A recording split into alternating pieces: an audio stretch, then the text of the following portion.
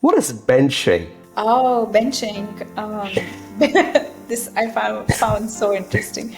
Benching is when you keep one person on hold while you date another. It's about keeping that option open in your life. That you don't say, you know what, I'm not available. You're saying, अगर ये नहीं चलेगा तो तू आना. तो plan भी है मेरे पास. हाँ. Wow. Never have I ever Googled, am I crazy after overthinking for hours? Say, I am I don't need to crazy. I love Google it. this. Do you think like out of all this dating lingos and the way we are approaching dating nowadays, what kind of effect it has on our mental health? This is where we are entitled to be. Okay, so guys, you are listening to the Mostly Kool Show. Mostly Kool Show.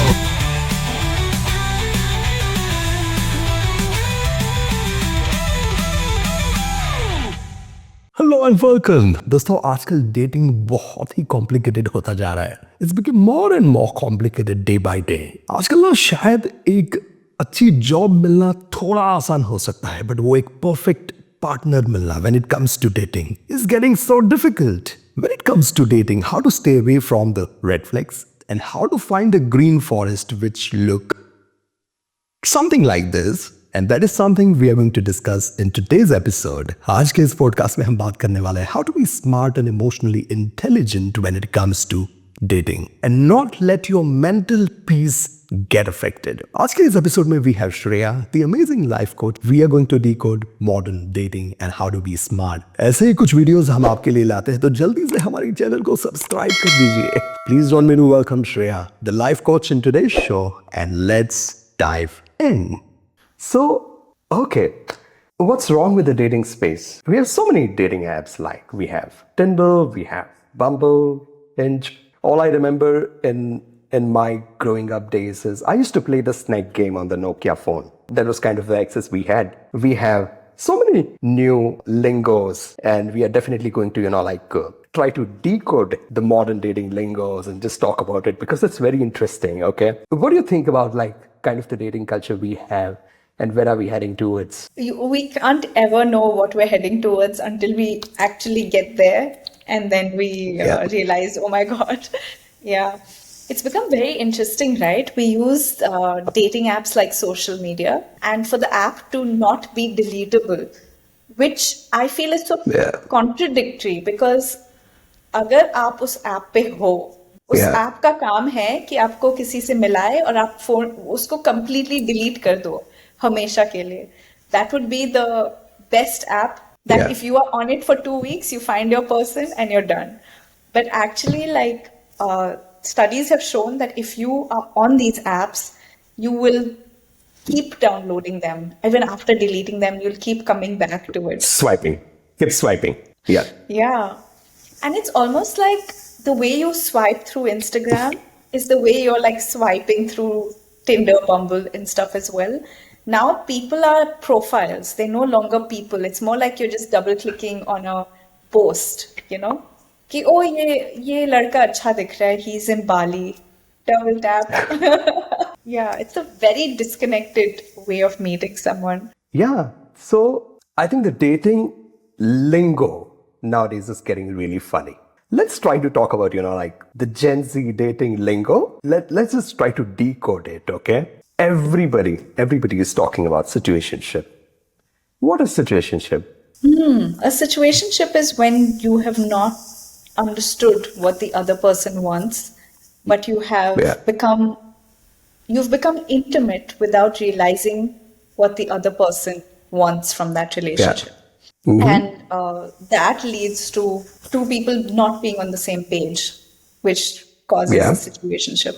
What's your take on it? What's a situationship? My take would be something like, see, it's just a new term, but it has always been happening since forever. I want to decode it further because Yeah. the word Yeah. is that it's a situation, which means that Yeah. usually when two people are not on the same page, it would lead to some kind of disaster. And that's Yeah. why it's a situationship. Like you didn't have a relationship, there Yeah. was nothing between you two. You just created a big mess for other people to witness. And that's a situationship. No, so how does it happen? How does it happen? Like from the day one, is it like both partner are clear and they tag themselves as we are in a situationship? Like both are clear, absolutely clear. No, a Is this how it happens? situationship is when it's not clear because otherwise it's friends with benefits or it's casual. Yeah. There are other terms as well for it, right? It's a situationship because it's not clear, and because it's not clear, it's going to end up in being a disaster. Wow, interesting. What is breadcrumbing? What's it? Breadcrumbing is when so let's talk about two people wanting to be together, and Yeah. one person has needs that the other person is meeting, but only from time to time. So they're giving them just enough to keep them around, but not enough to like go somewhere serious. If I'm someone who wants to be in a relationship and I want to receive a phone call Yeah. 2-3 times Yeah. a week, this person will give me like, so he'll probably call me once, and then I'll get frustrated, and the whole week I'd be like, but I don't feel like I'm being understood. And then just when I'm about to leave, he would like give me one more phone call. Yeah. So it's Wow. kind of like not allowing someone to leave by giving them just the bare basic to keep them on. Things are getting really interesting. Wow. What is benching? Oh, benching. This I found so interesting. Benching is when you keep one person on hold while you date another person. So you're like, if this doesn't work out, I have this How does other it work? person. The person who is being benched is the one who's not good enough for you to actually date. But when you are dating someone, they are like the second option. They're like the second best option, basically. I heard this phrase which got really popular. My boyfriend has 2 girlfriends. Is it something like that? No, it can't be like that. Is it like that? No, I think it's more like you have one girlfriend, but you're like, if this doesn't work out, I have another one waiting, you know? Okay. It's an option. Yeah. Okay. Backup. An A backup. option. Plan B. It's like Plan B. plan B. It's about keeping that option open in your life. That you don't say, you know what, I'm not available. You're saying, अगर ये नहीं चलेगा, तो तू आना. तो plan B है मेरे पास. हाँ. Wow. I think we are born a little earlier, sometimes I feel. What is love bombing? Oh, love bombing. Love bombing is when you first start dating someone and you give, basically, that person receives a lot of love, affection, gifts, all of that, so much so that it's overwhelming to them. That they're just given all of this upfront. The reason why it's a bit scary and it's called love bombing is because sometimes it's not genuine. The person is doing all of that as a show, and then they eventually stop doing it. And this sometimes can be applied in abusive relationships because that person builds such a beautiful picture in the beginning of the relationship that it's so ideal, like I give you gifts, I take you out, I talk to you nicely, I listen to every dream of yours. And then when shit hits the fan, they're like, oh, but remember everything that I did for you? So the person kind of can't leave because they're like almost obligated to stay in that relationship. What is caspering? Caspering is when you are ghosting someone, but you do it in a friendly way, like But in a Casper nicer the way. friendly ghost. Yeah. Oh, So then even if you meet them, somewhere randomly, you can still meet them and like in a pleasant way because you're a friendly ghost. Friendly ghost. Wow. Very interesting. What is catfishing? Catfishing is pretending to be someone you're not. Yeah. Using the fake profile pictures, try to Yeah. pretend to be somebody else. Wow. Yeah. This is scary. Yeah. And Identity theft is not a joke, Jim. If you watch The Office. what is cuffing? It means a period in a year when you tend to like your partner, like you like somebody in winter, but you don't like them in the summer. I mean, I get it in a way, like Wow. winter vibes, you want a boyfriend, but then when summer comes, you're not really interested. You'd rather go on your girls' trips. Wow. I think Gen Zs are getting very, very smart. Do you think, like, out of all this dating lingos and the way we are approaching dating nowadays, is it, like messing it up with our mental peace? What kind of effect it has on our mental health? I think this idea that, एक नहीं तो दूसरा आ जाएगा, that mentality of, I guess, like we feel like people are replaceable. And Yeah. that, it has never helped anyone build a relationship. So if you think Yeah. that your brother is replaceable, you will never build a sibling relationship with that person. And Yeah. to get to a really long-lasting, beautiful relationship, you have to Yeah. acknowledge every part of the person, even the ones that, like, even parts of that person that Not you good. really don't like. Yeah, which are not likable. Like, there might Yeah. be, on a very objective level, there might be things in a person that you just don't like. Someone might be very emotional. Someone might Yeah. crack very inappropriate jokes at the wrong time. Someone, someone might do something that might speak broken English, and you don't think they're sophisticated. There might always be something in a person that you don't like, but there has to be, for every one thing that you don't like, there have to be 10 other things that you like, and that pulls you through to being in a relationship. Otherwise, it's just such a lonely way to live, Yeah. right? If you never give someone a chance, and if you feel like this, like if you don't make me feel good next, if you don't make me feel good next, like if that's Yeah. constantly happening, then yeah, it's, when are you ever reaching that part of a relationship which you enjoy? Because Yeah. a relationship, like, this early dating is just dating. You're just kind of getting to know someone, curiosity. Yeah. A relationship starts after that. Now that you know Yeah. the person, how can you build, right? Now what can we do Yeah. together? If you never reach that place where you can be together, Yeah. what's the point? It's like you're only sampling food. You're like sampling cakes, Yeah. but you never actually get the Yeah. full cake to eat it. Shreya, let's get real here. Any kind of relationships are not easy, right? It demands a lot of work, from both the sides. There are a lot of dots to connect before choosing the right partner. Let's try to give a little framework to our audience in terms of how to find the right partner.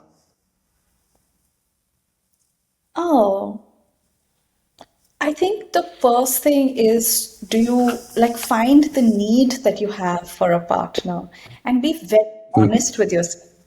Why are you going on those dating apps? Is it because you want validation? Is it because you Yeah. want to have a good, like, I'm very busy, but I just want one good meal and I want to enjoy it in, Yeah. someone else's company? Or do Yeah. you want to build a relationship, a long-term partnership? So be very honest with yourself, because what you say and Yeah. what you actually are doing can be different things. So True. once you know why you're going out there, make sure that you qualify the other person. So I'm going Yeah. out there because I want to get married. Does the other person want that too? Because if what they want, we all are Yeah. free of our own will, right? If what they want is, a good time once, then you're obviously not going to be happy because you're looking to form an attachment and they're just looking Yeah. to like pass by. Just you're just there Yeah. for that one moment. So it can be a painful process for both, and this is how situationships happen. That two people enter from very different expectations, and Yeah. and then you hurt each other because you're not looking for the same things. So Yeah. be very, very, very honest with yourself. Also, be Mm-hmm. honest with how you are showing up. So you may say, "Oh, I Mm-hmm. want a relationship," but then on the first date, you go there and you expect the person to, be perfect. Like he should have bought me a gift, he should have paid for dinner, he should have picked me up. But are you showing up with equal value? Are you giving him respect? Have you turned up on time? Have you, taken care of his emotional needs on that date? And if you haven't, then just Yeah. remind yourself that you're not, yeah, then it's mismatched. Your expectation and your actions are mismatched. I would say some of these things, like these things are, as you can hear, most of them come down to how you are working on yourself. And Yeah. I think if we manage ourselves well, we will attract the Yeah. right person. And once you have the right person, of course, you have to communicate. You have to actually share that love, and then it's like it's a beautiful process, but it's also not a straightforward process. I guess I don't have like generic advice for it. I think, like we all go through the journey, like all these terms that we hear, right? Situationships, love bombing, breadcrumbing. So मुझे ये लगता है कि हम सब ना we go through the journey in our teenage. We are just exploring, right? Whatever comes our way. But all I know is that, like maybe somewhere in the early 30s, we all come at a stage where we actually look for something meaningful, a long-term relationship. For some people, it happens early. For some people, it happens late. The moment one, like, let's say somebody's serious that, okay, now I want something meaningful. Now I want something long-term. No plan B, no benching. At that stage, what to look into the partner, how to know that the attachment type of your partner is exactly the kind of expectation you have from the relationship. How to go about It's it? so cool that you asked me about attachment because I've been reading books and Yeah. understanding a bit more. Um, that's a beautiful question. I don't think it's only for people in their 30s. I think it's when you start Yeah. dating, when you actively start dating. Um, Yeah. okay. The first thing I would say, Yeah. this is outside of attachment styles. I feel Yeah. the first thing is treat the person you're meeting like a friend. How you would Yeah. treat a friend with care and respect, the same way Yeah. treat them like a friend. I think what happens is when we put someone on that pedestal, we think they'll solve all our problems which we have from love. And we bring them down to a friend, a human. They're just Yeah. ordinary people who are trying to do the best that they can in this world. I think that's Yeah. the first step. Yeah. And continue to remind yourself that they're just a friend. Yeah. Yeah. Um, in terms of attachment, Yeah. there are three types of attachment styles. I'll have to explain it a bit before I can explain Yeah. how to match. There are three types of attachment styles. There's secure, there's anxious, and there's avoidant. People who have a secure attachment style, they naturally crave intimacy and closeness, but they're Yeah. also trusting and accepting of their partner when there's some space.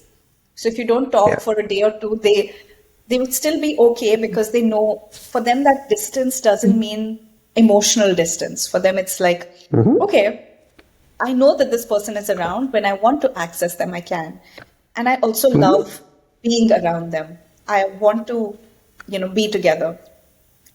Then there's the anxious attachment, which means that this person has an anxious style when they get attached to somebody. So you'll like very often you'll see people with anxious attachment as being they thrive and they're very happy when they're alone. But the minute they're with somebody, they suddenly like are always nervous. They always have anxiety. They're always thinking like, did I say the right thing? Did I do the right thing? So anxious attached are people who really want love. They're craving that love. But sometimes that anxiety takes over the way they talk about love. So, like, why didn't you call me? Or like, do you love me? Are you sure? So that people with anxious attachment style need reassurance and they need a lot of affection and closeness. Like, that's what they're craving. The minute they feel attached and close to someone, their anxiety dies off. Then they're happy. Then they're like, okay, this person is there. There's a third style, which is called the avoidant attachment style. Someone with an avoidant style has learned early on in their childhood that they work better when they are alone. So they thrive in their independence. These are people who can be solo, like they're entrepreneurs, they're solo travelers, and they do really well in their independent life. And they're usually very attractive to the outside eye because they've achieved a lot through their own independence, right? But they are people who don't like to be overly attached to someone. They like a healthy distance. In their eyes, it's a healthy distance. They don't like too much of intimacy because for them, it's like you're suffocating me if you're too close to me, So, yeah, like you're killing my independence. I want to be free. I want to be independent. And my partner should be someone to like enjoy, but from a distance, I don't want to like feel like you're, So Too anxious close. and avoidant styles both come from some kind of history in the childhood. Something has happened for you to have had, a different kind of attachment style. Um, the problem is that secure people, because they're so good at being in relationships and they're also good at giving some space, usually when they find their partner, they stick with that partner and they remain with that person. So you'll hear like high school sweethearts, college sweethearts. This is all people who've had very secure attachment. So when they met the right person, they stayed together. There was no problem. And they continued building that relationship, right? So secure people kind of like find each other, they stay together. Anxious people love the image of avoidant people because an anxious person is also looking for like, someone who's shiny and like very attractive. This person can maybe give me all their love.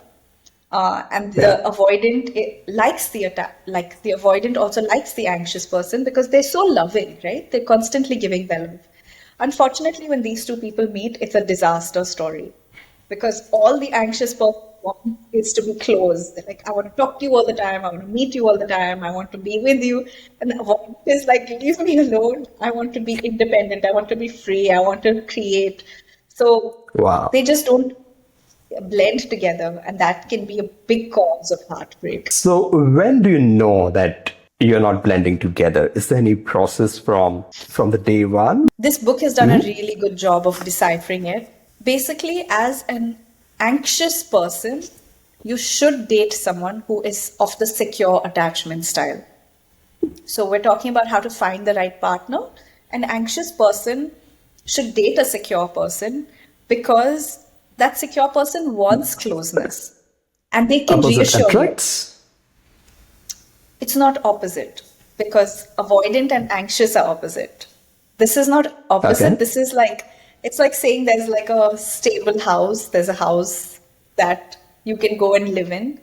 And this house does not give you any of the cool features that the avoidant gives you, right? This person is going to be boring and simple, but they are the best for you because you are looking for love and you're looking for closeness, and this person will give you that. They will be consistent. It won't change from one day to the next day. And that's exactly what someone with anxiety needs. So when that person who has anxiousness says, you know what, you didn't call me, the other person will say, oh, back immediately. And that's what they need. They need that reassurance, right? Secure people can, like if they have enough love, they can actually help people with that anxious style. And even they obviously have to work on themselves. They can eventually become calm as well and secure as well. So the attachment style can change if you work on it. Now, someone with an avoidant style, usually avoidant and avoidant don't date, because when two people want independence, they both go solo traveling. You won't end up, there's the glue to hold each other doesn't exist. So usually two avoidants won't date each other. But an avoidant person also loves, they like having somebody, but somebody who also gives them space. So again, they should also date a secure style, or they should remain single. It's their choice. Now again, like I said, some of these things can be healed. Why do you find relationships so scary? Why do you find it so suffocating? These things can be worked on. It can be worked on if the avoidant person really wants closeness. If they are feeling lonely, they can finally find a way to find, one person who they can be close to. But it's some work, and it's also a little bit of overcoming that fear in their mind that this person is, going to take over my life or embellish me. Yeah. It's very interesting what you said. Let's try to understand this more. Like, do you believe in opposite attracts? You can't have opposite values. Your values have to be the same. Like you need to be, if one person's going to Berlin and the other person's going to Japan, you are going in opposite directions. You're going to pull each other and you're going to hurt each other. So you have to at least align on your values. After that, you can have opposites in in ways that help It's two you different grow. people. They're two different people, and it keeps things interesting that you're not, you're not boring each other because one person likes to dance, another person likes to watch movies. You help each other see your side of the world. You used one very interesting phrase, value system, right? Let's try to define the value system. You first need to know your own value system. And the way to do it is to write down 5 things that you really, that define you as a person. So you can say, I'm a very creative person. I'm a very loving person. I'm a very ambitious person. So coming up with 5 adjectives that describe who you are. And then seeing if the 2 things that I've written that contradict each other, which one takes more value? So if I say I'm a very generous person, at the same time I'm saying I'm a very ambitious person. So if I own a company, will my generosity be higher or will my ambition be higher? Which means, will I pay my staff more at the end of a bonus year, at the end of a profitable year, or will I want to invest that money into a new unit of the company? So because even in our value systems, we'll always have a hierarchy. This is, if time comes, I will choose this one over this one. So understand that about yourself. And you don't need to guess it in the other person. Ask the other person. Your dating years, or the time that you date, should be to determine whether the other person is compatible. The idea of dating is not to, sleep with each other, get really attached on the first date, and then cry for the rest of the time and going through a breakup even when you were not together to begin with. So take your time, spend 3-4 months just knowing who this person is. Do I even want to get into something with this person? And then if you want to get into it, Yeah. You will by then know like what your values are. I think what you said is very interesting. Like, you meet somebody as a friend, explore for a couple of months, try to see whether your value system match, every other thing match, and then you get involved with that person, right? What is the correct time to get physically involved with the person? I feel emotional intimacy should come first. So Yeah, get to know each other first and then get physically involved, because it's impossible, and there's so many studies done on a neuroscience level. It's yeah, impossible to sleep with someone and not develop feelings for them. You can be very good yeah, at avoiding it, you can be good at like yeah, pretending like it doesn't impact you, but it does on a very biological evolutionary basis. Sleeping with yeah, someone evokes emotion. So yeah. let the emotional intimacy come first, know that you are compatible, and then get into it. And this could be on your first date. Maybe you click Yeah, so well on your first date that you sleep yeah, together immediately. But yeah, there could also be a possibility that you have not gotten the chance to know somebody, but you're just very attracted to them. At that yeah. point, I would say pace yourself and get to know if this person is good. Otherwise, you'll spend more time getting out of it than you did getting into it. Exactly. I think these studies are really interesting. So let's try to understand what changes in a relationship once you sleep with somebody, you have sex with somebody. What changes in the dynamics of your rapport with that person? To begin with, your body releases very, very large amounts of oxytocin and Yeah. and a few other like hormones. These hormones are attachment hormones. It's also what a mother feels when she gives birth to her child. So we've heard mother's love is beyond everything else. It's because she releases, it's biological. She's not saying in her head that I want to, love my child. It's biological. She's Yeah. now attached to this child and she's going to love this child. And mothers do insane things for their kid because they are so, sometimes even when the kid doesn't want them to, the mother will still be like, no, you are like my flesh, like you are mine. And like you don't Yeah. understand how I feel. Most mothers will say Yeah. this, that They will say you will understand when you become parent. This is common yeah. dialogue. कि सबके parents बोलते हैं अभी आज कुछ समझ में नहीं आएगा जब तुम पेरेंट बनोगे ना तब समझ में आएगा. So we all keep hearing that. Yeah. Yeah. And Yeah. a very similar, not as high as childbirth, but a big amount of that same hormone is released when you have sex with the person. So Yeah. that basically means that you are, like your body is now attaching to this person and you feel that intimacy and that connection at a very deep rooted level, right? Yeah. which which then is very hard to resolve. Resolve in the Detach sense yourself. yeah. Yeah. So if you are not compatible, but now you have slept together, you Yeah. have formed this connection, it's like you're Yeah. trying to pull apart something that is already joined. And Yeah. yeah, that's a really painful process. Some people manage to do it, but they're managing to do it because they've shut down that part of themselves that is supposed to be processing this information.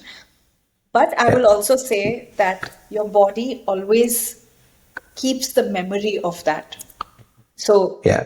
whoever you have slept with, your body has memory of that person in the body. It might not be in the mind, you might have forgotten the person, but in your body, it'll always remain. Is this one of the reasons why breakups are so painful? Yeah, oxytocin is released even otherwise. Like in sex, it's released in a very high quantity, but oxytocin is Yeah. even released when you have a very meaningful conversation or you see the person every day, when you hug the Yeah. person. Oh my God, relationships hurt for so many reasons, though, right? It depends. The time right after a breakup is the best time to go Yeah. for therapy. because you know so much about yourself in that rawness, in that it's like Yeah. you open. And at that time, the things that you know about yourself, especially your pain, can really help you Yeah. grow. Um, so yeah, I guess relationships hurt so much because you see a dream together, and when that dream isn't realized, that's so painful, right? Yeah. It's like an unsaid story, an unfinished movie, and Yeah. yeah, that's really painful. If you, especially if there's a pattern, it's like it's in you. That pattern is energy, so it will continue whether you stay with this person or you move on to another person. And to overcome that pattern, you have to like look at some of that harsh stuff inside. I wish it was easier, like I really do, Yeah. because I do know that it's therapy sometimes means looking at the pain that you want to avoid. And you're like, Yeah. why would I do this to myself? I spent all my life running away from that thing. Um, but the more we run from it, the more we kind of choose it unconsciously. So, Yeah. yeah, so I feel like the best time to break that pattern is when you are Yeah. heartbroken. And Yeah. uh, that can be amazing because if you have the bravery to go through that, then you fundamentally are rewriting the story. What has happened Yeah. in the past is not going to happen in the future. And Yeah. yeah, that's a really powerful place. But it's you have to go through some of the like sadness and anger that comes with that process. You know the biggest lie that we tell to ourselves, that I'm fine. Like, right? How does someone know that, okay, this is a time for me to go to take a therapy, think about my mental space? Like, if I'm physically hurt, I know I'm physically hurt. So I'm going to, like see the doctor. But this doesn't happen with the mental health, right? One, physical health and mental health are connected. So if you're seeing any major symptoms in your physical health that didn't exist True. before, then that means that there is something connected. Like let's suppose that you're having a lot of chest pains all of a sudden, but it's not related to heart disease, right? Then you know that this is anxiety. This is not. This is something that my body is saying that it's not okay, and Yeah. yeah. So one, yeah, one is seeing what the physical symptoms are in your body. Some of them are created by your mind or your emotions. The second and more obvious one is how well are you sleeping? So if you are sleeping above 12 hours a day, there's no energy in your body. Or if you're sleeping less than 4 5 hours in a night, and it's kind of happening on a recurring basis, you're trying to sleep but you can't sleep, then these are forms of some kind of mental stress or strain that you should explore. Then it's like your diet. So how much are you eating? Are you binging? So sometimes to stuff that emotional, instead of talking, people binge eat as a way to like stuff down their emotions. But also the opposite. Are you starving yourself? Are you missing meals? Are you not feeling hungry? When you used to feel hungry during lunch hours, but now you don't feel hungry. You have a pain in your stomach and you just don't feel like eating. So that is another sign. Then, if you have any feelings of like I'm going to hurt myself, then it's time for you to go see somebody because our natural body system is to protect us. No matter what happens, if I bring fire next to me, my hand will go away because our natural instinct is to protect. If you find that you are not feeling that way, that I want to harm myself, I want to like cut or hurt, or even sometimes it's psychological pain. I want to Yeah. hurt myself. That's another sign that something has gone wrong in the last few days or months leading up to this. Um, Another sign is that you might not say that I want to go, but your friends have started telling you. So friends or a colleague, someone has started saying that, you know what, I think you might benefit, take my contact. It's really helped me. Or like, have you tried going for counseling or therapy? Um, Yeah. that then you know that they can see something that you maybe can't see in yourself. Um, what else? I mean, these are like the major things when you don't recognize that you're going through something. These are major things that will tell you that something is going wrong. Also, your inability to maybe, like something that you could do before is suddenly very difficult for you to do now. So, for example, Yeah. you could wake up and go to work, but suddenly you don't feel Yeah. like going to work. Or you Yeah. could play the guitar, but now suddenly, like the music You doesn't feel come out of bored. your. Yeah. Yeah. It's almost like you have forgotten to do the things that you knew how to do before. That also is a major sign. So how do you Thank you for asking filter? this question. Thank you, Yeah. because it's so complex, right? People don't know. Like if you get a fracture, you know that you have a fracture, so you go to the doctor. But when it comes to the Exactly. mind, you can't see it. So people don't know Yeah. when is the right time to go. Yeah. I would really like to know, how do you get yourself out of the bed even in the hard days? We all are humans, right? Some days are good, some days are not good. What do you tell yourself to, get yourself out of the bed even on a hard day?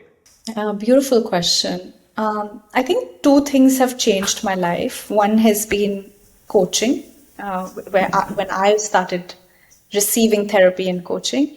And the other thing is meditation, Yeah. especially the kind of meditation I do. So on a hard day, okay, there are few things I would do. The reason I mentioned that these two things have changed my life is because I had a lot of these days in my 20s. Like there were many, many days where I found it very difficult to get out of bed and to take a shower or to drive somewhere, like try to figure out the directions and go somewhere. These small things used to feel like very big things. But as I healed some of those internal parts of me, that doesn't happen as often. So I would still have a bad day, but that bad day would be once in a year or once in 6 months. And even that, I feel Wow. lasts. Yeah, and even that I feel lasts for a day. A bad day is a bad day. It's not a bad month. It's not a bad year. It's not a bad week. It's just a bad day, and I know that the next day will be better. So that I think that in itself is a big source of comfort. Um, on that day itself, though, I would treat myself very, very kindly. So, um, what would you do for a child on that day is what I would do for myself. So, so again, would I let myself keep staying in bed? No, because I wouldn't let a child stay in bed all day, right? What I would do is give that child some sunlight. So the first thing I do is open my curtains. Then I would give Yeah. myself some water to drink. Then it's all very slow. It's all like baby steps. It's like, okay, now give yourself some water. Now take a shower. You feel better with the shower. Now do something that is, I do feel like most companies should have a mental health day. So what I'm describing is just the way you would not go to work when you have fever, you would not go to work when you're feeling this low. And you take that day to revive yourself. Now, if you are someone who actually gets energy from work, like I do, for me, if I sit too long without work, that's a bigger cause of, like, for me, work energizes me. So I would give myself some work to do, but maybe not work that is challenging, right? More, I mean, even if it's challenging, but not work that is, like, I would maybe not tell Feels like myself to work. do. Yeah, like not maybe not. I hate admin work, so maybe I would not give myself admin work that day. But I would say, you know what? Here, design a workshop. Here, like Yeah. do something interesting with the work that you do. So I would give myself one. So basically, between all of that self-care, I would give myself one piece of substantial work. And that can be anything for anyone. It can be actually going to work. It can be, like if they want to clean their wardrobe, they can clean. If they want to, some people are really into like mechanics and like woodwork and stuff. So maybe they can like do something. It's even better when you can do something physically, go for a workout. Yeah. Those things would help you gain back your energy for that day. And then you call it a day. It's fine. Now I have done all of this. Now I can go back to sleep, and tomorrow will be a better day. So that reminder that a bad day is just a bad day and it gets better, you know. Yeah. You said something really interesting. You do meditation. What would be some tips for the people who have like never meditated, never experienced meditation?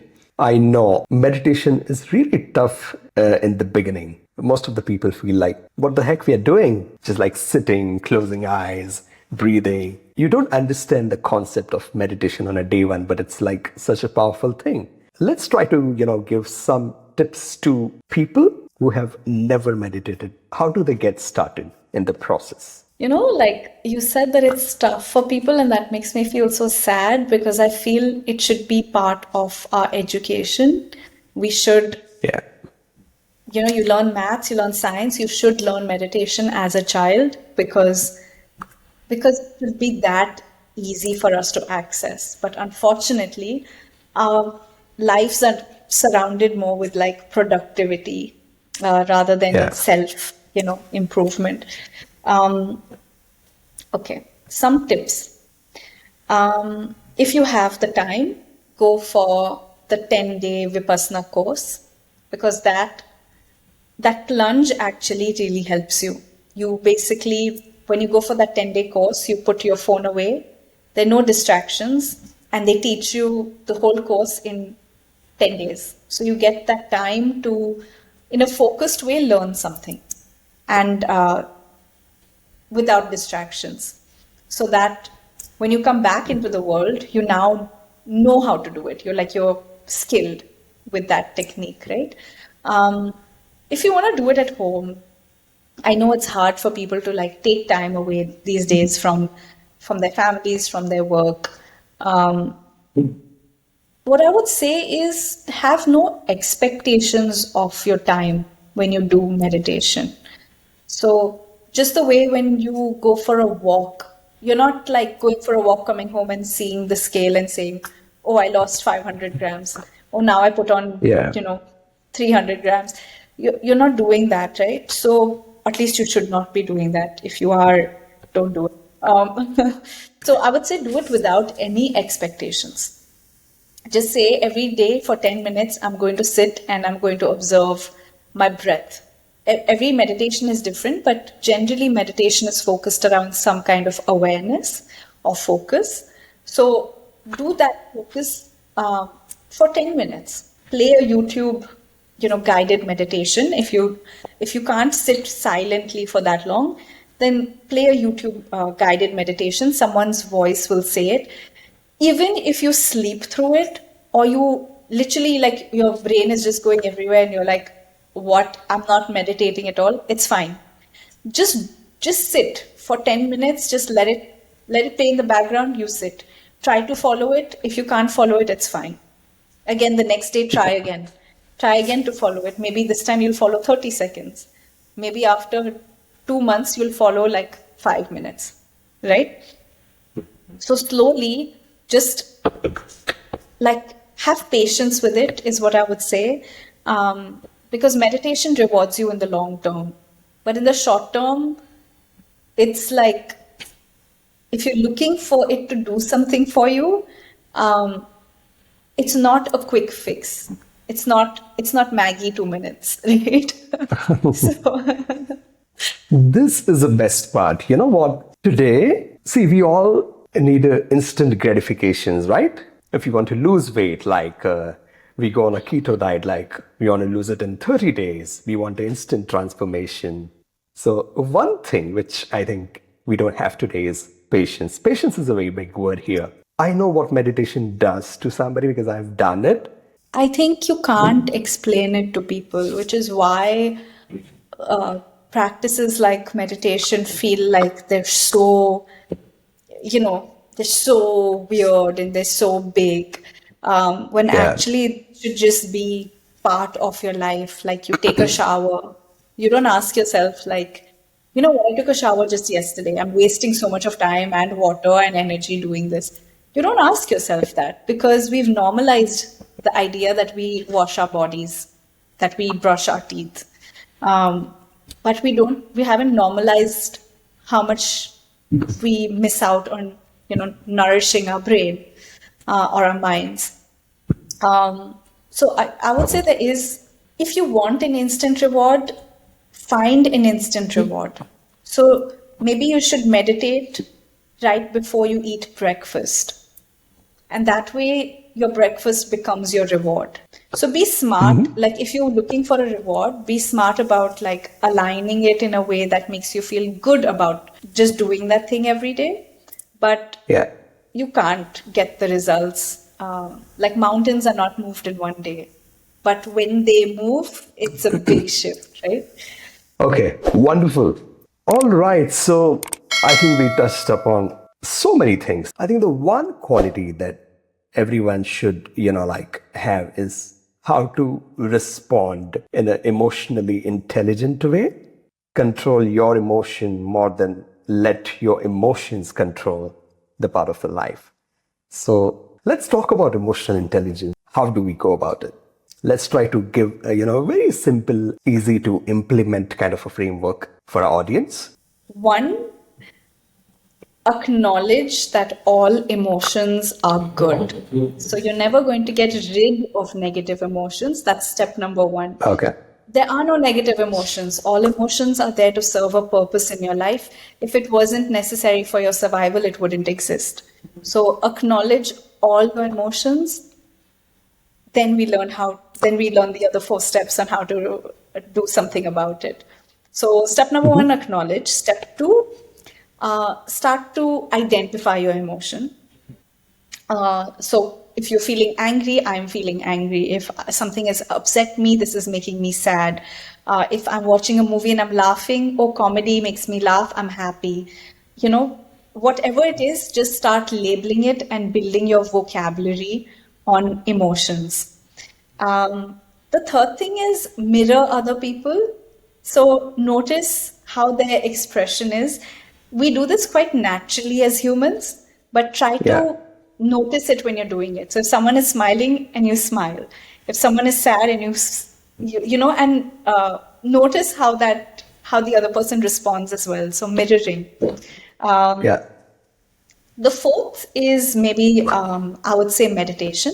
So this is where you regulate your emotions. So I said acknowledge everything, yes, but we also want to process it. So I would say step 4 and 5 would be journaling and meditation. So writing about it as a way to express yourself, and then also meditating. These two things help you process it. They help you regulate. So you're not just throwing your emotions out there.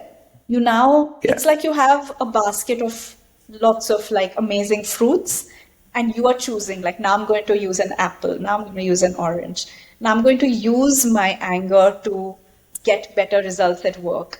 Now I'm going to use my emotion to, and I'm not saying this in a manipulative way, but you're just going to Yeah. use it to live your best life. Now I'm going to access my happiness and just enjoy this moment, right? Yeah. So yeah, that's the 5-step process. Wow. So 5-step process is acknowledge, label, mirror, journal, and meditate. Very interesting. Wow. All right, so now we have some fun segments. And the first segment is called Cool or Cringe. So I'll give you some situations and you are supposed to come back and tell it's cool or it's cringe. So here you go with the scenario 1. Your partner responds to your long emotional text just with, It's cool. Maybe he's thinking and he'll respond later. Is it cool? I will get so disappointed. Trust me. This word should be deleted from the every keyboard, you know? Okay.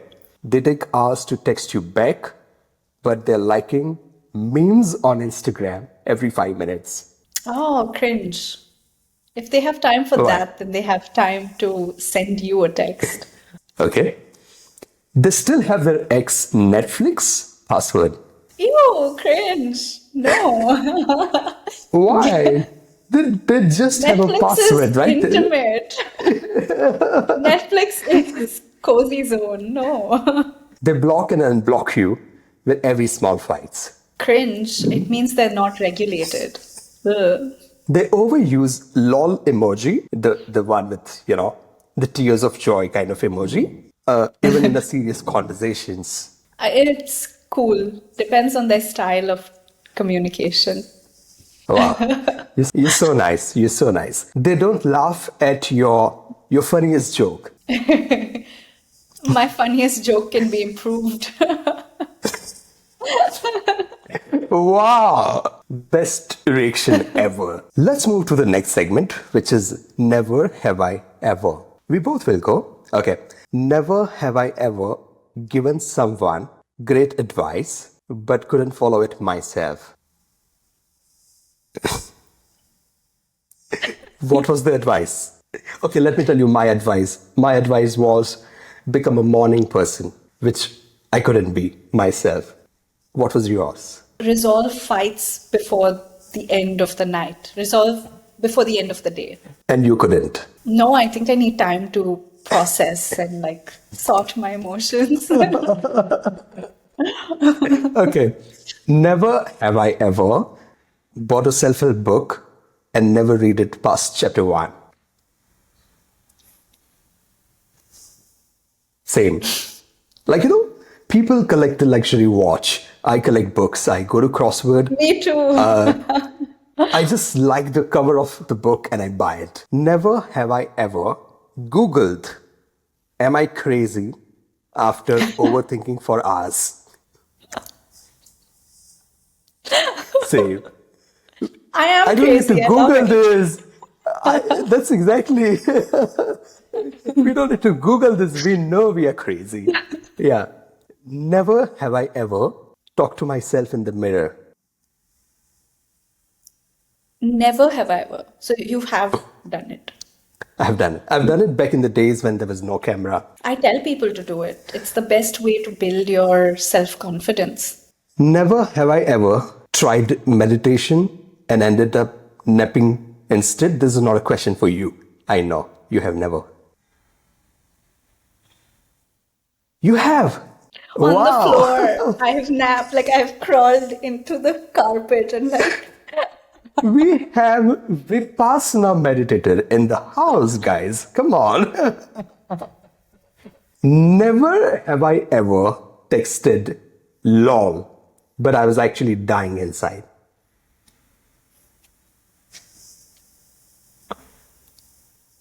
I just like to be myself. lol to When me was that? sometimes can be sarcastic. It's like lol. I'm not happy. Wow.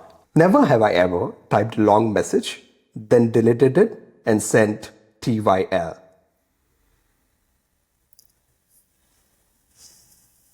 I have. What was that message? I was like, let's not be this brutally honest. And I just deleted everything as like TYL. Sometimes you just need to journal your feelings out. You're very right. I should start doing it. Never have I ever fake laughed at someone's joke just to keep the vibe going.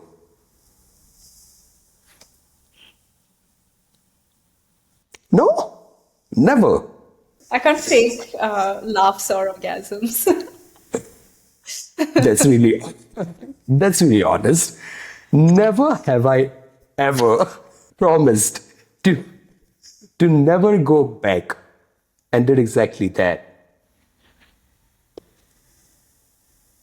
Good on you, I you're haven't. strong.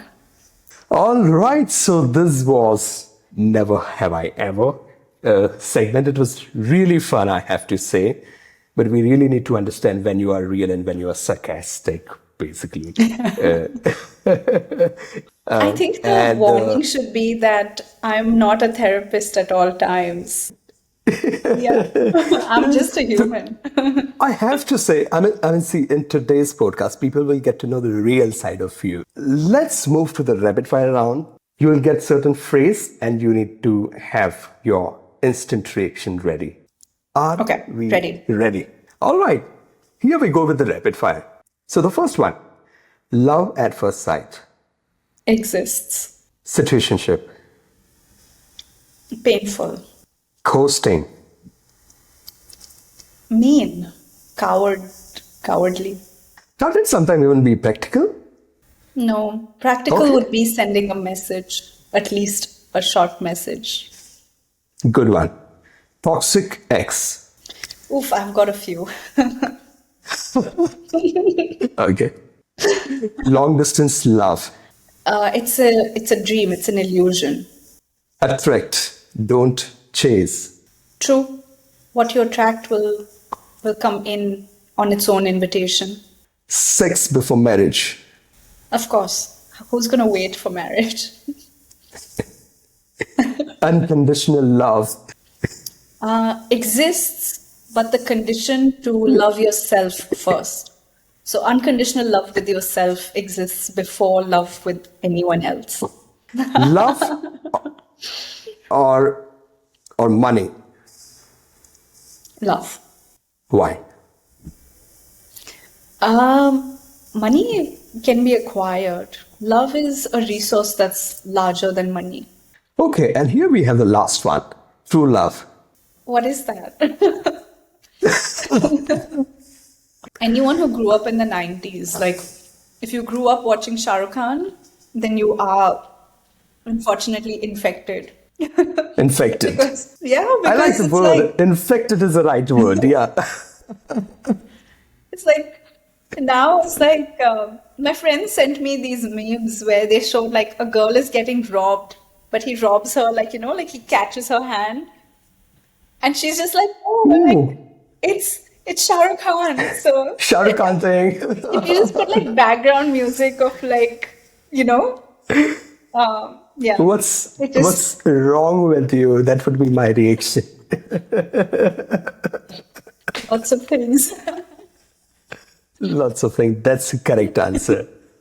Okay, it was wonderful having you, Shreya, in today's podcast. Whatever the conversation we had, it will, spread little joy, spread little happiness, and help people be, emotionally little intelligent. So thank you for, being part of today's show. This was the first ever episode of the Mostly Kool Shows. I have to say it was real fun. And thank you once again for being kind enough to be a part of the show. And this was Shreya, the life coach for you. Feel free to connect her at shreya.lifecoach on Instagram. And ऐसे ही conversation और ऐसे ही episodes लेके हम आया करेंगे आपके साथ. So don't forget to subscribe to the Mostly Kool Show. And we will see you back again next week. तब तक के लिए take care. Don't forget to be amazing. This is Mostly Kool signing off. Bye-bye. I think you can't explain it to people, which is why practices like meditation feel like they're so, they're so weird and they're so big. When actually it should just be part of your life. Like you take a shower, you don't ask yourself like, I took a shower just yesterday. I'm wasting so much of time and water and energy doing this. You don't ask yourself that because we've normalized the idea that we wash our bodies, that we brush our teeth. But we haven't normalized how much we miss out on, nourishing our brain or our minds. So be smart. Like if you're looking for a reward, be smart about like aligning it in a way that makes you feel good about just doing that thing every day. But you can't get the results like mountains are not moved in one day. Starry skies, stars is out, right?